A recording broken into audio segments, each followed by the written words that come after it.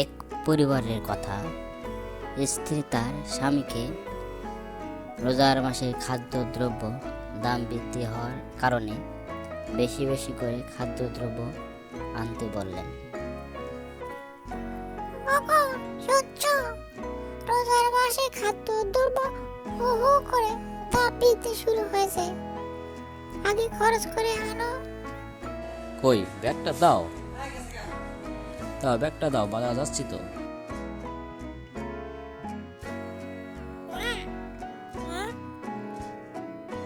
রোজা কি? রোজা তুমি বুঝবে না বাবা?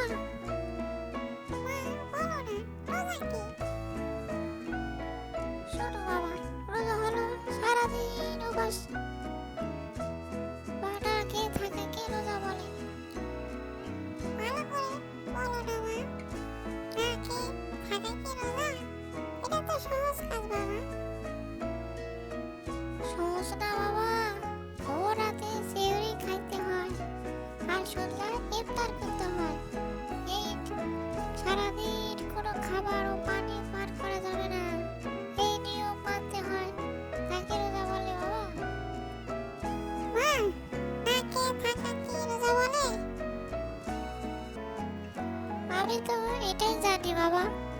এক কাজ করো, তোমার চাচার কাছে যেয়ে সঠিকটা জেনে নিও। ঠিক আছে বাবা?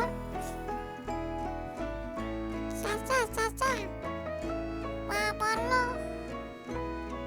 আপনি আমাকে রোজা সম্পর্কে একটু বলেন না চাচা। বসো বাবা, চাচা, বসবো না, আপনি বলুন। তুমি তো ছোট মানুষ, বড় হও তখন জেনে নিও রোজা সম্পর্কে। না চাচা, আমাকে বলতে হবে এখন। ঠিক আছে বাবা, তুমি যখন বলছো। শোনো বাবা, রোজা আল্লাহর আদেশ, প্রত্যেক মানুষকে রোজা পালন করতে হবে বাবা। এটা ফরজ কাজ। রোজা হলো ফার্সি ভাষা, সাওম হলো আরবি ভাষা, আর বাংলা ভাষা হলো বিরত থাকা, পানাহার থেকে দূরে থাকা এবং ছয়টি উত্তম করাকে রোজা বলে বা সাওম বলে। মোট কথা হলো আত্মসংযম, আমিত্ব ত্যাগ করা এবং খান্নাসুবে শয়তানকে দমন করা কে রোজা বলে। যে সকল কাজ করতে পারছে সেই সঠিক রোজাদার। বুঝছো বাবা? চাচা, চাচা, রিপু কি? একটু বলেন না রিপু সম্পর্কে।